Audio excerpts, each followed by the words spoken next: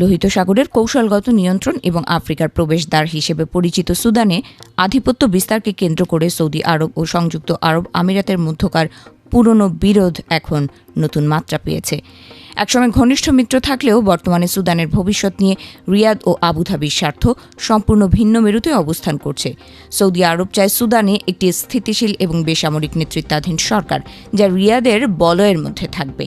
অন্যদিকে আবুধাবির বিরুদ্ধে অভিযোগ রয়েছে তারা আধা সামরিক বাহিনী RSFকে সমর্থন দিয়ে সুদানে নিজেদের একচ্ছত্র প্রভাব বজায় রাখতে চায়। সৌদি আরবের জন্য সবচেয়ে বড় উদ্বেগের কারণ হল লোহিত সাগরের অপর প্রান্তে আমিরাতের ক্রমবর্ধমান সামরিক ও বাণিজ্যিক দাপট, আর এটি রিয়াদের ভিশন 2030 এবং আঞ্চলিক নিরাপত্তা পরিকল্পনার জন্য বড় চ্যালেঞ্জ।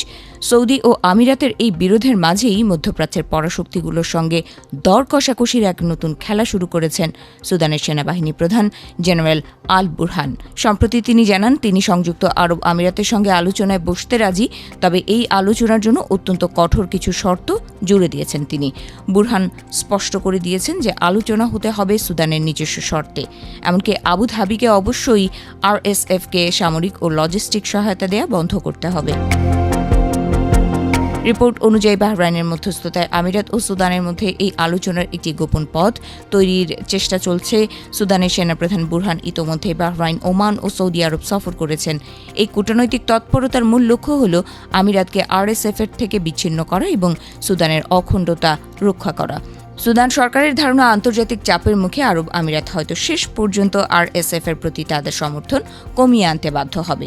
বর্তমানে সুদানে আরব আমিরাতের প্রভাব কমাতে অত্যন্ত সক্রিয় ভূমিকা পালন করছে সৌদি আরব। তারা এখন সুদানের বিভিন্ন বেসামরিক রাজনৈতিক দলের সঙ্গে যোগাযোগ বাড়াচ্ছে। পাশাপাশি সুদানের সেনাপ্রধান বুরহানকে একজন বেসামরিক প্রধানমন্ত্রী নিয়োগের জন্য সরাসরি চাপ দিচ্ছে। সৌদি কর্মকর্তাদের ধারণা, 2019 সালে বশির সরকারকে হটানোর পর তারা আমিরাতের পরামর্শে সেনাবাহিনীকে অতিরিক্ত সমর্থন দিয়ে ভুল করেছিল, আর সেই কারণেই সুদানে দীর্ঘমেয়াদী অস্থিরতা তৈরি হয়েছে।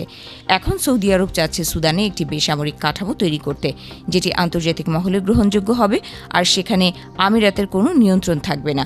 এই লক্ষ্যে তারা কামিল ইদ্রিসকে আবারও প্রধানমন্ত্রী হিসেবে নিয়োগ দেওয়ার বিষয়ে সেনাপ্রধান বুরহানকে জোরালো সমর্থন দিয়েছে, জানিয়ে আবার মিশরের সঙ্গে সৌদি আরবের কিছুটা মতবিরোধ তৈরি হয়েছে। এদিকে আধা সামরিক বাহিনী RSFকে সমর্থন দেওয়ার সব অভিযোগ অস্বীকার করেছে সংযুক্ত আরব আমিরাত। একে মিথ্যা অপপ্রচার হিসেবে অভিহিত করেছে দেশটি। আবুধাবির দাবি, সুদানের সেনাবাহিনী বর্তমানে কট্টরপন্থী ইসলামী নেটওয়ার্ক দ্বারা পরিচালিত হচ্ছে। তারা আঞ্চলিক নিরাপত্তার জন্য হুমকি হয়ে ওঠা ইরানের সঙ্গে জোট বাঁধছে। অন্যদিকে সুদানকে কেন্দ্র করে সৌদি আরব ও আমিরাতের এই দ্বন্দ্বে আমেরিকা ও ইসরায়েলের অবস্থানও অত্যন্ত গুরুত্বপূর্ণ। ওয়াশিংটন ও তেল আবিব থেকে বড় কোনো চাপ না আসা পর্যন্ত সুদান ইস্যুতে আমিরাত তাদের রণকৌশল পরিবর্তন করবে না বলেই মনে করছেন বিশ্লেষকেরা। অর্থাৎ আমিরাত সুদানের আধা সামরিক বাহিনী RSFকে সমর্থন দিয়ে যাবে বলে মনে করা হচ্ছে। সুদানের এই যুদ্ধ এখন লোহিত সাগর ও আফ্রিকার নিয়ন্ত্রণ নেয়ার এক বিশাল আঞ্চলিক দাবার বোর্ডে পরিণত হয়েছে, আর এই দাবার বোর্ডে সৌদি আরব ও আরব আমিরাত একে অপরের চরম প্রতিদ্বন্দ্বী হয়ে উঠেছে।